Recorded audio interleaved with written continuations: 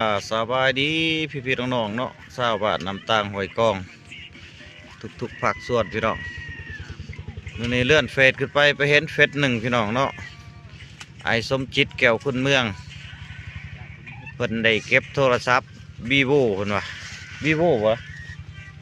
วีโวบ่เขาว่าองค์นั้นยี่ห้อวีโวพี่น้องเนาะวีโวสายหอยกองมาน้ำตางเด้อพี่น้องเพิ่นประชาสัมพันธ์ว่าผู้ใดเป็นเจ้าของให้ไปติดต่อตามเบอร์ที่เพิ่นลงให้นะพี่น้องเป็นเบอร์เพิ่นเองเนาะอันนี้เขาก็สิมาประกาศเติมอีกพี่น้องประชาสัมพันธ์เติมอีกเนาะเพราะว่าย่านว่าเพื่อนๆที่บ่ได้เป็นหมู่เป็นเพื่อนเพิ่นน่ะสิบ่เห็นเฟซเพิ่นเนาะ